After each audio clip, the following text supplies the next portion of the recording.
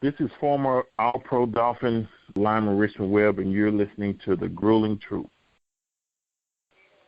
Hey, welcome everybody to another edition of The Truth About Fantasy Football, the Grueling Truth Radio Network's weekly fantasy football show, brought to you by Gridiron Mo. Gridiron Mo is a new interactive football app that lets you call what you think an offense or defense will do in a live NFL game and compare against others around the country. Check it out at gridironmo.com or thegruelingtruth.net. I'm your host for the fantasy football show, Matt Andruscavage. I'd like to welcome in my co-hosts, Aaron Zepnick and Oz Davis. How's it going, guys? Good evening, everybody. Hoping someone was there. Yeah. Good. We're doing good. Looking forward to fantasy football in the bye weeks. This is where you start to see who the real GMs in your league are and who can adapt and who has depth and who doesn't. So. Yeah, and who is my Tom problem Brady is coming too much off depth suspension and not enough roster spots.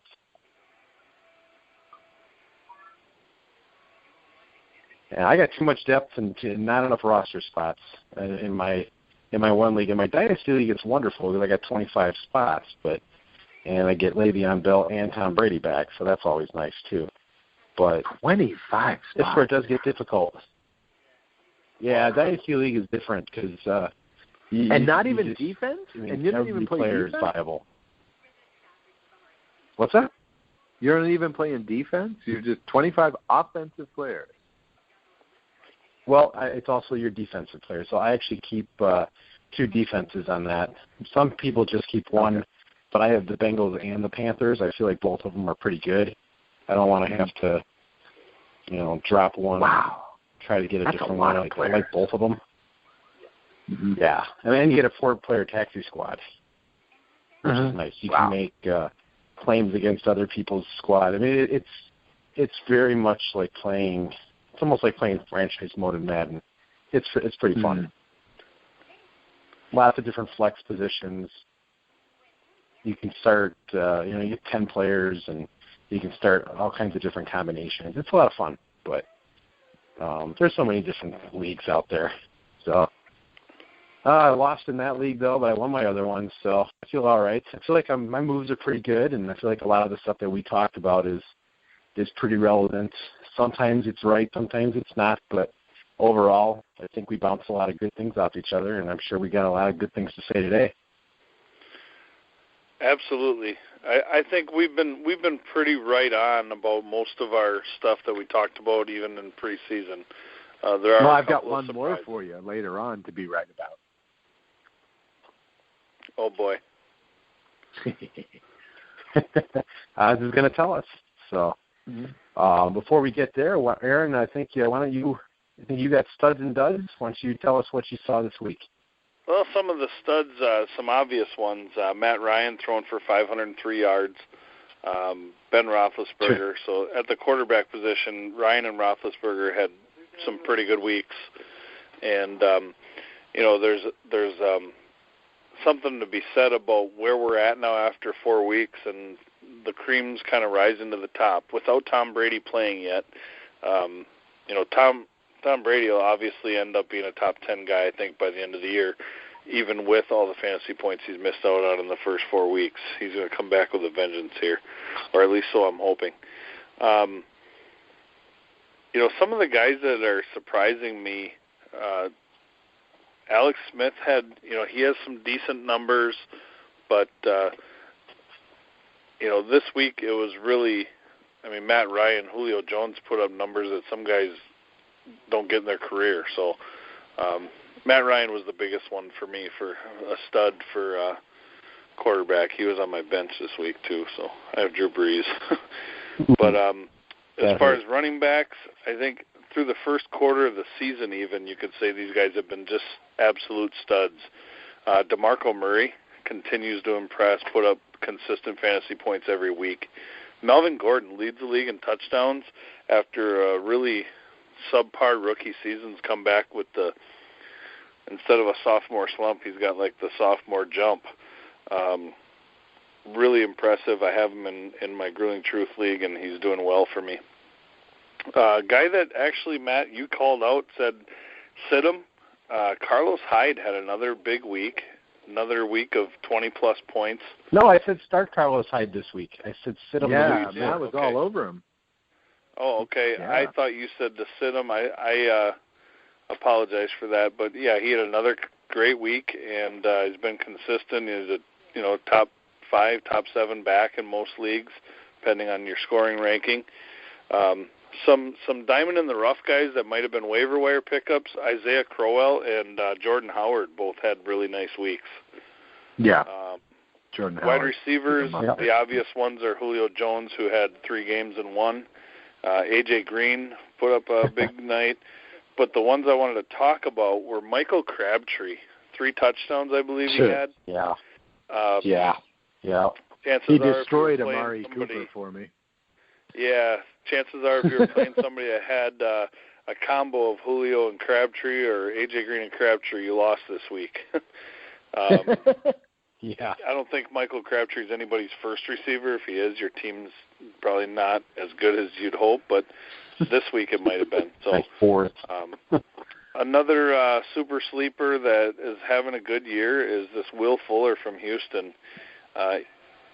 He continues to put up numbers opposite DeAndre Hopkins, and I think that's going to continue all season until teams start maybe rolling coverage, and then when they do, they're going to get beat with Hopkins. So another guy that I think might still be out there on the waiver wire for guys to pick up that was a stud this week and kind of looks like he's going to be the Cleveland Browns' top receiver is Terrell Pryor.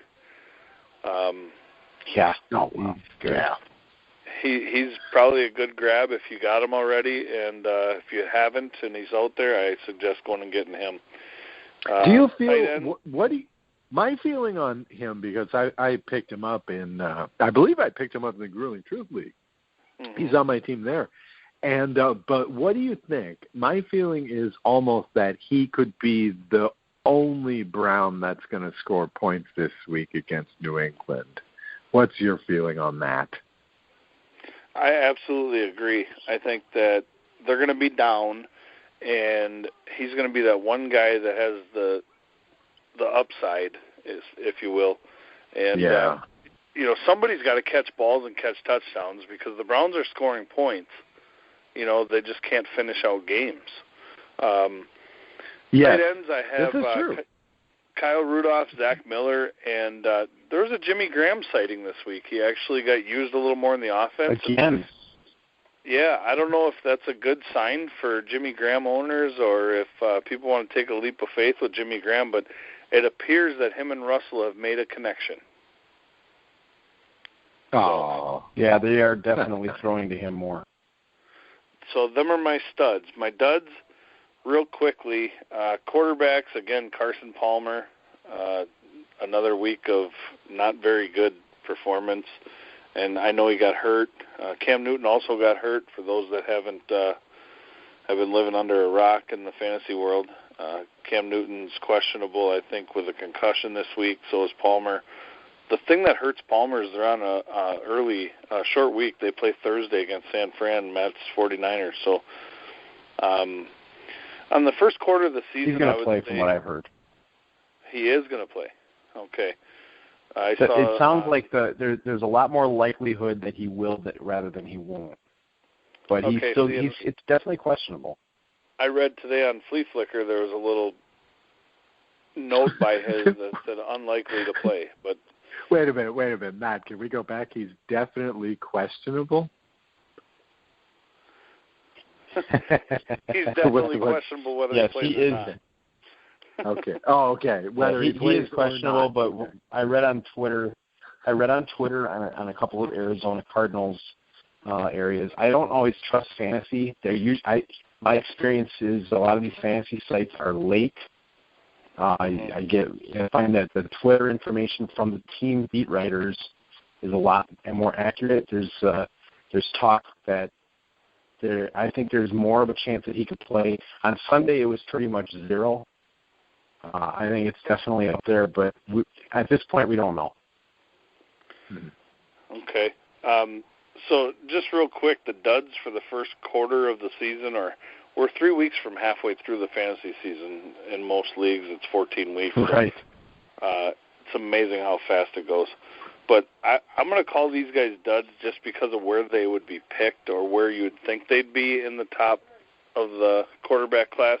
Aaron Rodgers, I believe, is like 20th or 21st. And I understand he had a bye in there, but he's only averaging like 24 points a game. And you got, Matt Ryan and Drew Brees, some of these guys that are averaging like 32, 27. Rodgers has not had a lot of fantasy points yet.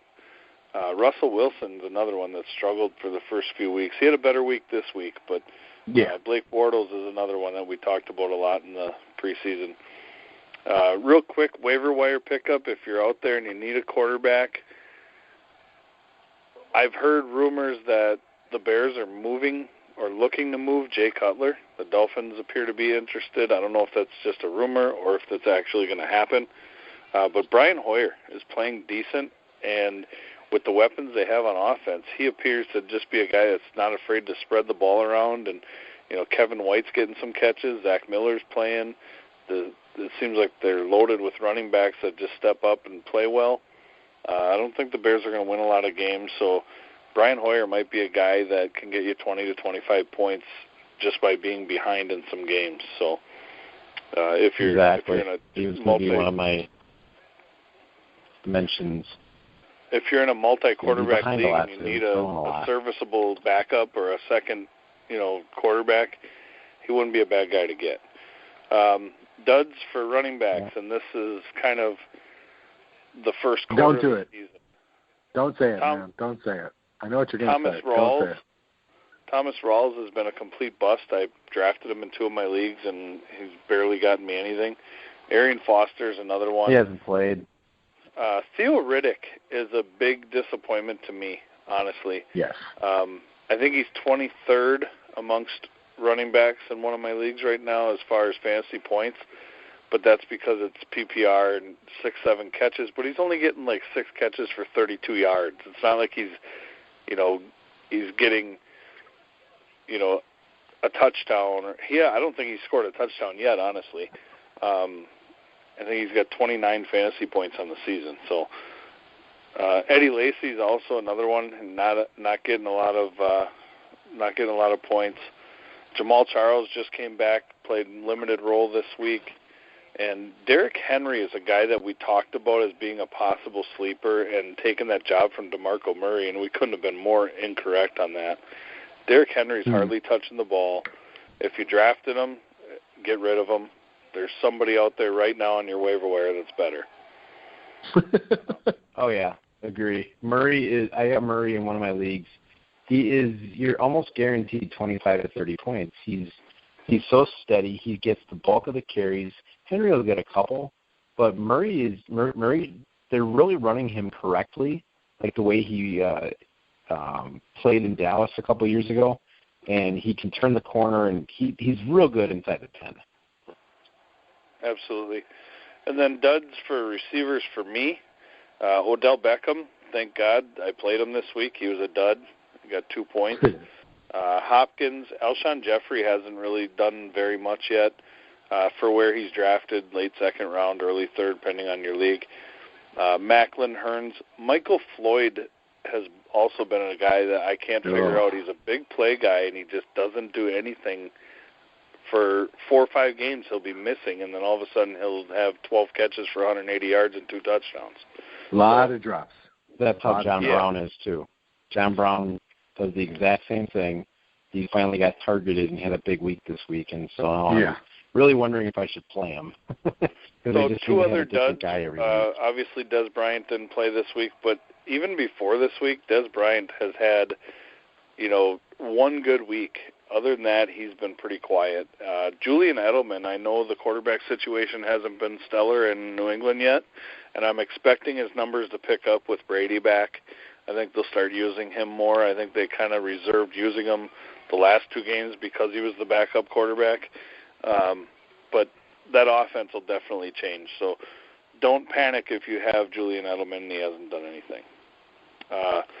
Tight ends, Dwayne Allen's been a bust for me. He's my backup tight end. I'm actually starting Zach Miller every week unless he has a bye.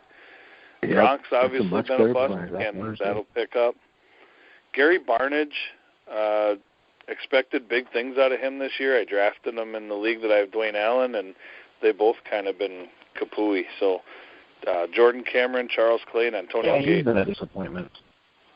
All those guys have been very, very disappointing. So that's my studs and duds kind of through the first quarter of the season. I could probably go on, but I think I covered enough. Yeah, you definitely covered a lot of players there. I mean, Gary Barnidge was one that I had him last year. He was real good. It seemed to be almost the whole offense for Cleveland last year in a lot of ways, but man, he's just not involved in the passing attack at all this year. Yeah, but what passing attack? I mean, this is the problem. He's another guy. That's a good point. he's another guy suffering. He's another guy suffering from his quarterback situation. I mean, geez, this guy's been on the field for Terrell Pryor being quarterback this season. I mean, they just don't know who it is anymore. And, we knew at the beginning of the season, for example, that RG3, doesn't connect with this guy. Okay, so now he's gone. But then, you have the revolving door there, again, just like the Patriots. So I'm hoping, as a guy who has Barnidge in a couple of leagues, that he does turn it around. I think he could. If not, there's a lot of tight ends still out there because all of the tight ends that – I shouldn't say all, but a lot of the tight ends that we expected would put up big numbers haven't. And a lot of unknown guys I wouldn't say unknown, but, I mean, Zach Miller, dude, hasn't this guy been in the league 8-10 years now? Has he ever had a great fantasy season? I mean, he played for the Raiders a bunch of years, and he was, for the mediocre days, and, he's getting some numbers, but nothing outstanding. I mean, clearly this is his best season, right? Who saw this coming? Yeah, he was ranked the number 2 tight end going into this past week, and I picked him up on the waiver wire. Yeah. And he got me 9 points. I mean, 9 points out of a tight end in this league. We don't have PPR or anything. I was very happy with that. And actually, he was probably the most productive week I've had out of the tight end position. So, how about 9 points from a Chicago Bear? I mean, that's also pretty good. So. Yeah, somebody's got, like I said, somebody's got to catch balls, and they're going to be behind. I think teams are putting double coverages on Alshon Jeffrey, and that's why you're seeing Eddie Royal kind of blow up a little bit here. And I don't think that's going to continue all year. But I do like the fact that Eddie Royal is out there in a lot of leagues. So if you're stealing my thunder, man. I'm sorry. I'm sorry. The point here, folks. Well, we're going to. Eddie Royal, I like him next week. Aaron likes him next week. Do you like him next week, Matt? Who do the Bears play? They play Indianapolis. Oh yeah, that's right. Yeah, Indianapolis. Yeah, I think who's coming home from England, and they're already pretty bad. I think that whoever left in that Chicago offense is in. Whoever left for that Chicago offense is going to get some points. So. Yeah, I think Chicago's offense should be able to put up some points. If we transition into start 'em and sit 'em, I wouldn't be – basically Chicago would be one of the teams I'd be looking at. Obviously you start Alshon Jeffrey, depending on what you got on your team. But, I don't remember if Kevin White is injured, if he got banged up. But Eddie Royal's a possibility, and then the new running back, I forgot his name off the top of my head. Yeah, Jordan Howard. Yep. That's a guy. That's a solid. You're thinking about starting him this week? Yeah, that's a possibility. Some of my other starts, I would definitely be looking at Tennessee this week against Miami. Obviously, DeMarco Murray. I think Delaney Walker should be fully recovered, and he is the bulk of Tennessee's passing attack. I would not be afraid, if you're in a bye week situation, to pull the trigger and start Marcus Mariota against Miami. He gets rushing yardage. Really? Wow. Yeah. Wow. Yeah, he can run. I like Tennessee to put up points this week against Miami. Another matchup, I like both teams' offense. Well, not a lot, but this is more of a situation where we're not talking about the obvious here. You're always going to start Julio Jones. You're always going to start Antonio Brown. More of this is the week where you start dealing with bye weeks. Yeah, and you got to start making moves. And if you're in a situation where maybe not Phillip Rivers, but maybe maybe you got Russell Wilson. He's on a bye week. You need to get a quarterback in a pinch. Marcus Mariota is a guy that I'd look at. I'd look at Brian Hoyer as well, like we talked about. If you've got Eli Manning this week, I'd start him. I like Green Bay and the Giants' offenses this week against each other. I think Eddie Lacy's a solid start this week. Randall Cobb is even a solid start. Wow. I don't know really about which wide receiver on the Giants is gonna go crazy. I don't know that I would go with. I wish I were on the NFL Pick'em show with you, because basically I think, and Aaron I'm sure will probably agree, I think Green Bay is going to pick the Giants apart. I think both teams are going to have trouble defensively. I watched some of that Giants game this weekend. In fact, I watched quite a bit of it. They look against the bad. Vikings. I don't mean on the field. Remember that it's against the Vikings on the road. Well, yeah, but Vikings are going to be really hard to beat in their building. But that's not what I mean. That's not, and I know first game in the new building. I mean, Seattle lost to the Rams in their new Los Angeles home, whatever. Blah blah blah blah blah. Okay, but I'm just talking like the off-field stuff. I mean, these guys right now don't like each other. There was one bit where Eli forced the long pass to, his Mr. Star receiver, and he made it look difficult, and he tried to catch it with one hand, and of course he had no chance to catch it. But I mean, that's where these Giants are right now. Psychologically, this is the worst team in the league. I wouldn't touch these guys with 10-foot pole. I think they're going to get smoked this weekend. Seriously. I mean, just the eye test. I mean, this is purely empirical. Green Bay does not have the defense that the Vikings have. Well, I would not want to play Eli Manning right now. Have the Giants Giants looked good all season?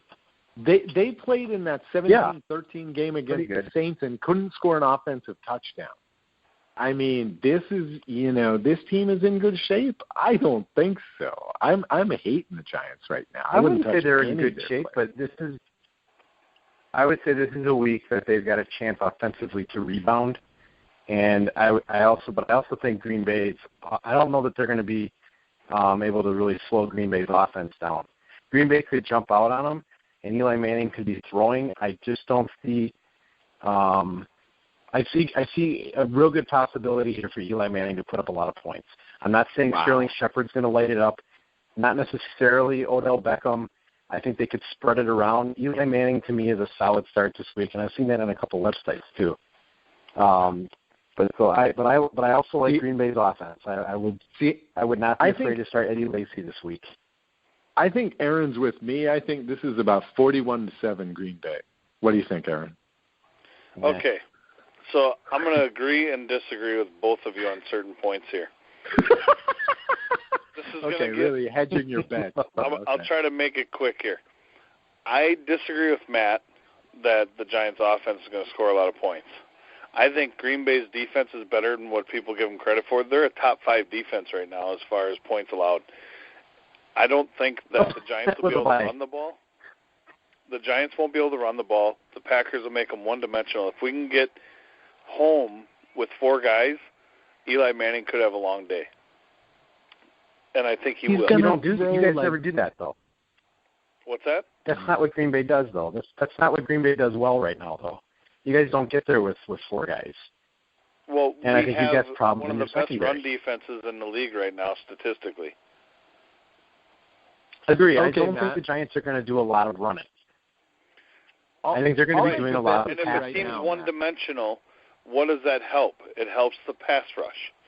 So I think that the Packers pass rush will get 5 or 6 sacks. Eli likes to hold the ball, and I think that the Packers will beat them.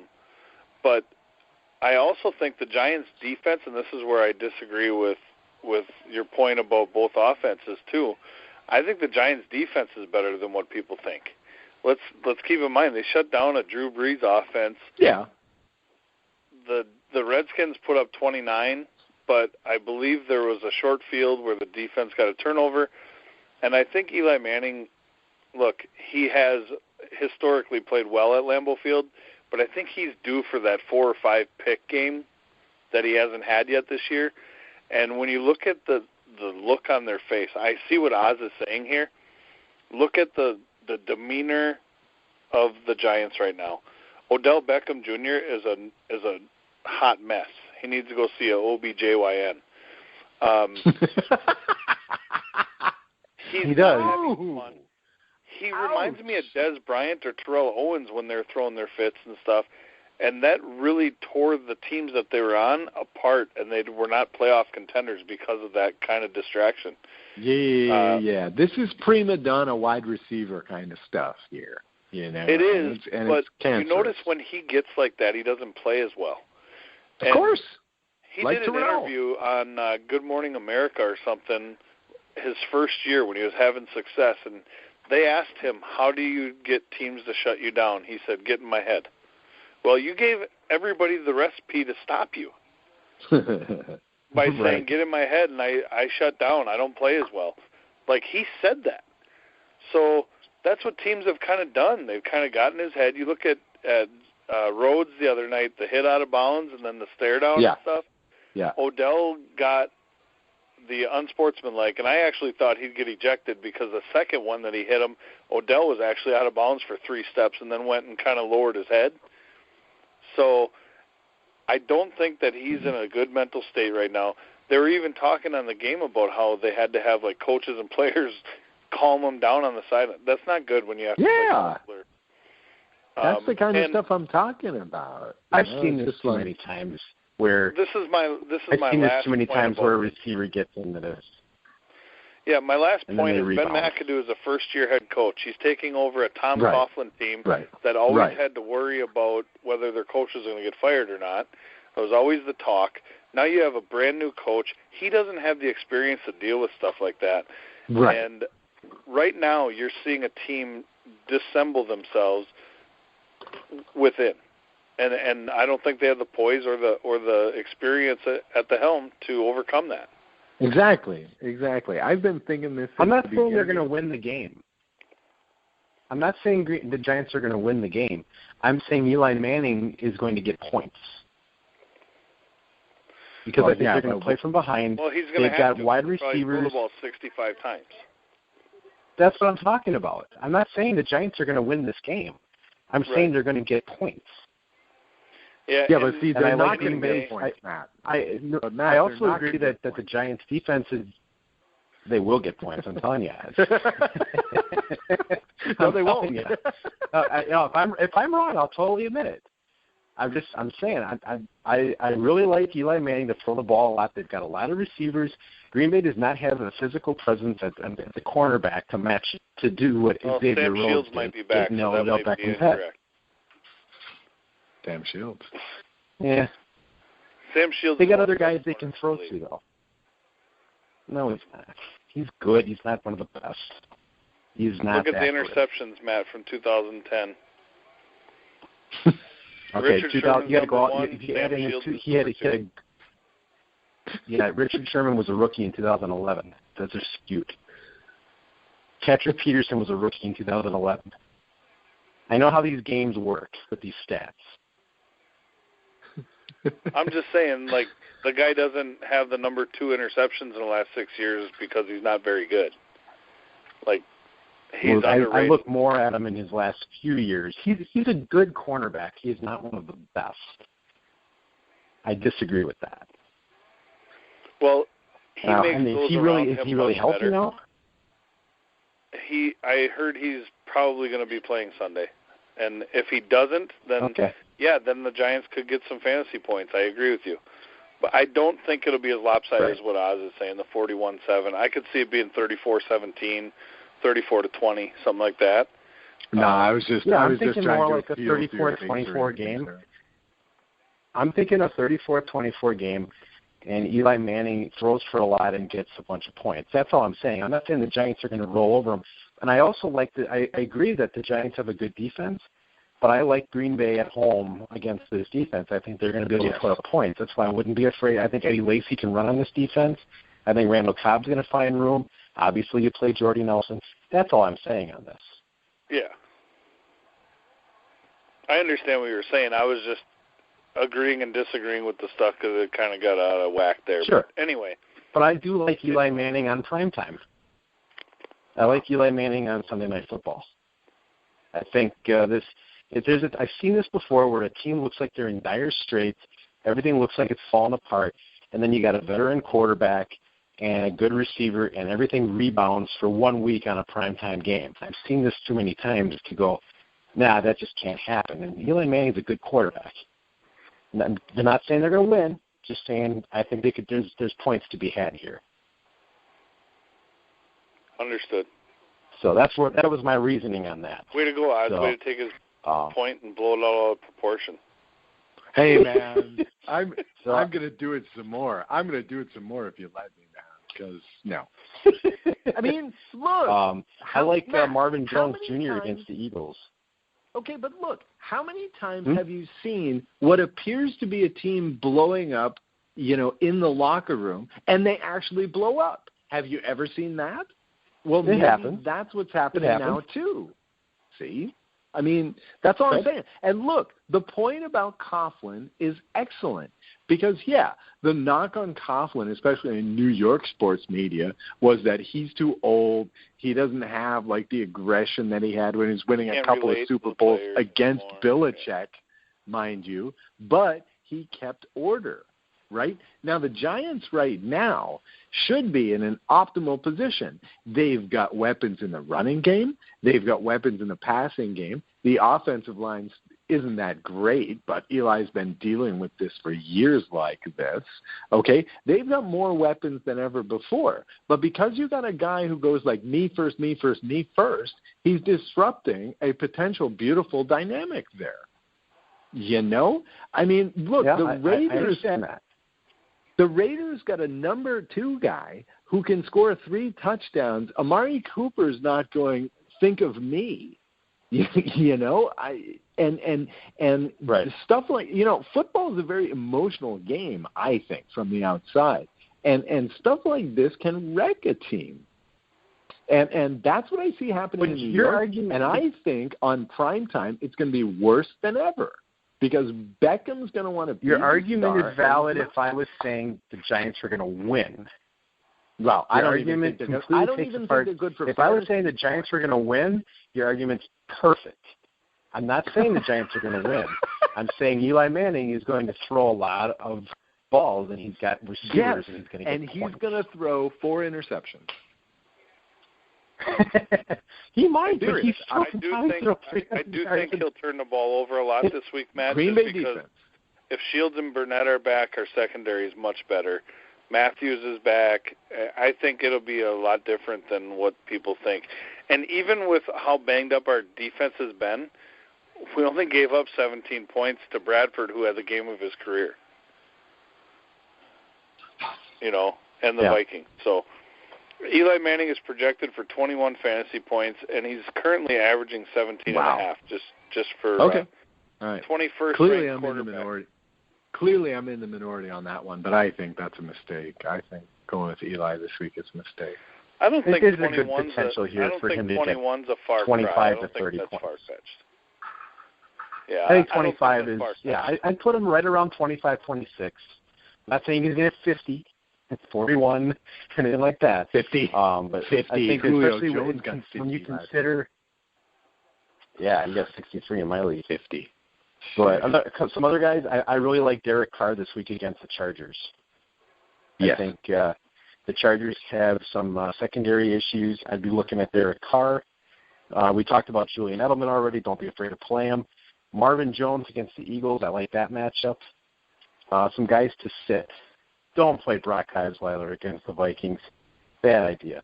I'd sit Lamar Miller down if you got another guy. I just don't think the Vikings are going to give up very much. I don't like Tevin Coleman this week against the Broncos. Obviously, I think you have to play Devontae Freeman. I don't know that Tevin Coleman is going to be coming in and scoring. I think that's what teams that have him, you bring him in maybe as a flex or a number 2, depending on what you got. You kind of depend on him to get like 8 to 10 carries and a touchdown because he carries a lot of times inside the 10. I don't like that matchup this week against the Broncos. But obviously play Devontae Freeman because you have to.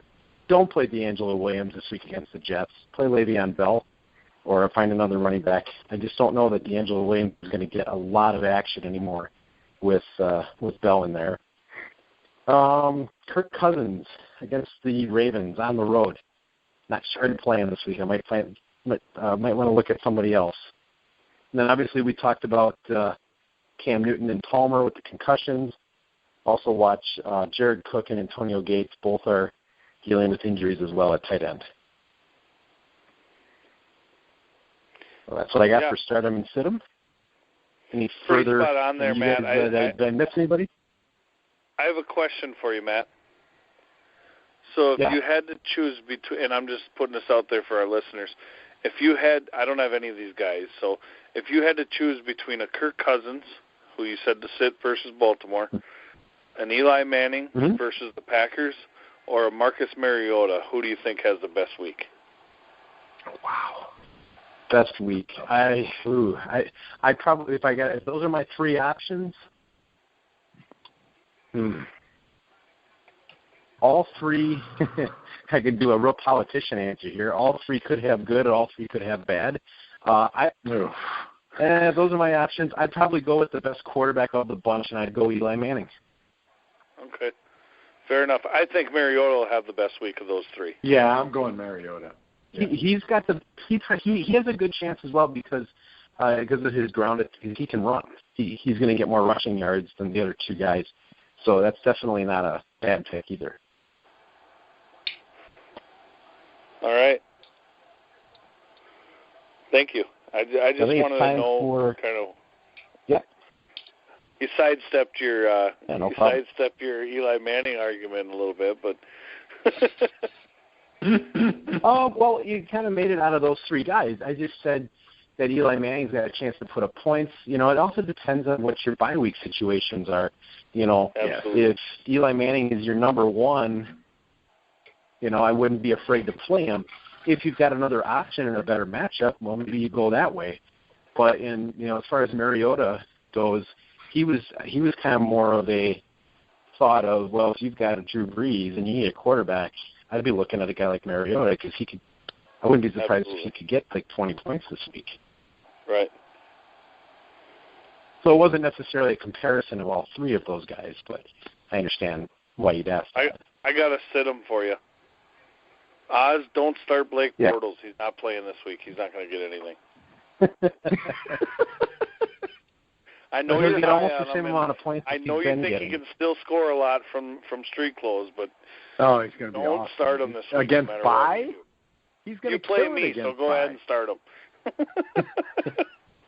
They're playing that game in Germany or something. It's going to be fantastic. They're going to destroy bye.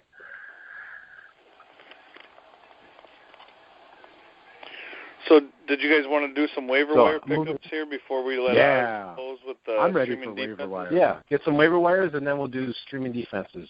Go ahead, Oz. You've been pretty quiet. I've got lots of waiver wire here. Okay, so here it is. I've been talking about this guy since the preseason. Now is the time to draft him. Paxton Lynch. Here he comes. Yep. Substituted in this game, 14 of 24, 170 yards. 1 touchdown, 0 picks.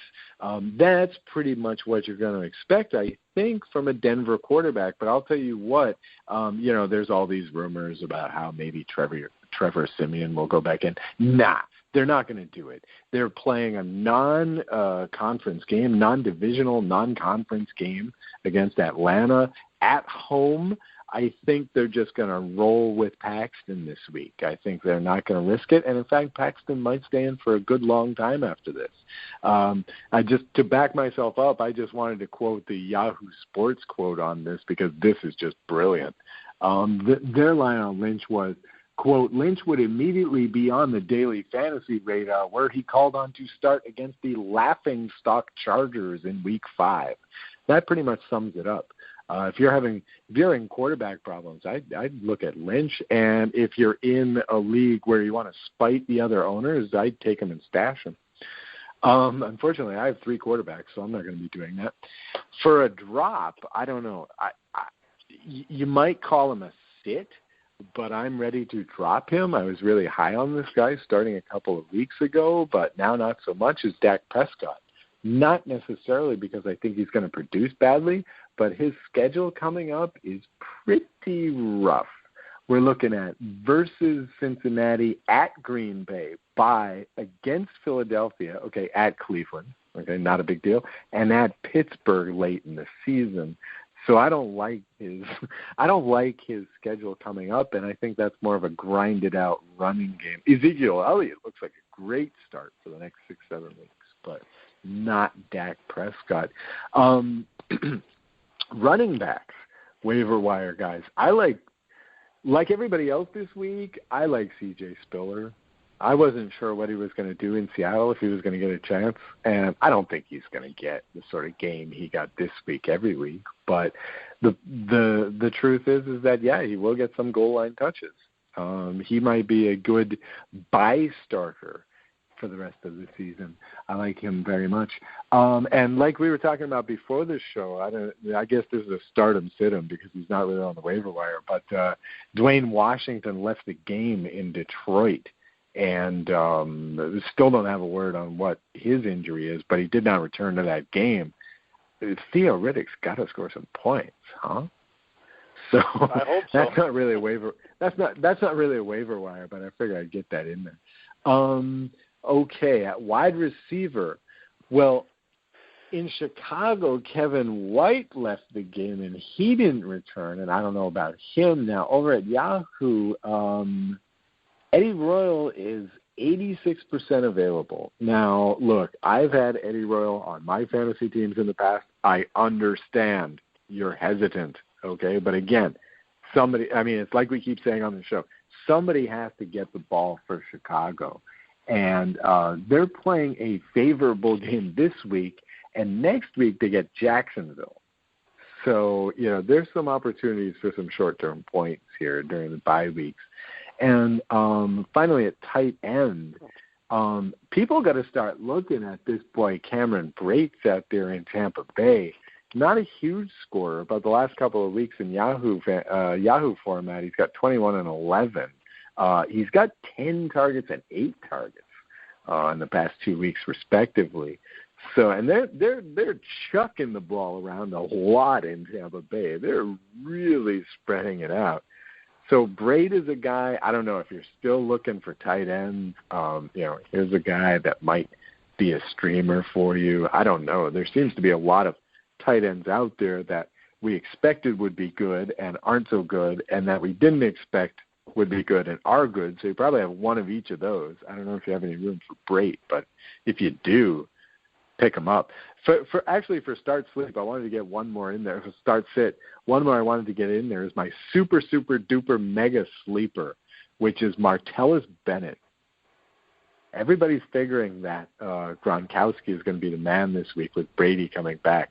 But I would not be surprised to see Brady playing with his new toys and give Bennett a touchdown and or a long reception. That's a super sleeper. That's my daily fantasy special, because I don't think a lot of people are going to play him, so he's going to be worth a lot more at your DraftKings or your FanDuel or whatever. He's going to be worth a lot more points.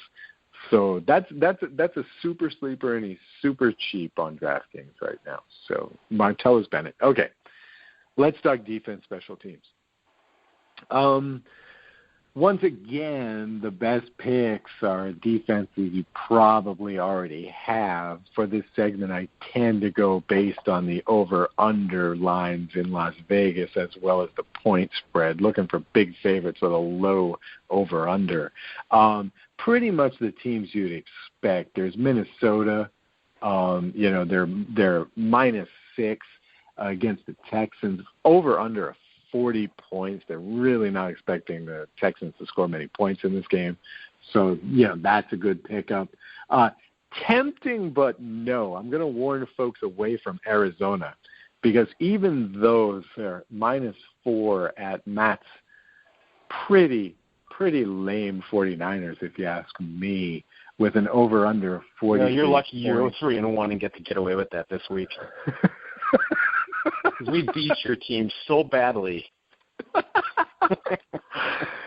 Dude, that was Go ahead. 3 weeks ago. That's like ages in the NFL. 3 weeks. Yeah, well, in 3 weeks when you're 3-4. And but no, I'm gonna warn people away from that because Arizona is really in a funk and they're not getting the turnovers like they did last year. So I'm gonna say not Arizona. New England, of course, is a great play, -10 points against Cleveland. Everybody's expecting them to clean up. But the game that I'm looking at, one interesting one is, and we've already talked about this a bunch, is Miami against Tennessee. Could be a very low-scoring game. The book has it at 43.5 over/under. Now, both of these teams are middling in, the DVOA statistic, the funky defense statistic. Miami's like 13.5. The Titans at like 16 or vice versa. But in terms of turnover differential, these two teams are bottom 5. They turn it over a lot. Let's see. Tennessee's at -4 already, and Miami's at -5. Could be a lot of turnovers in this game. So you really can't go wrong with either team here, I think.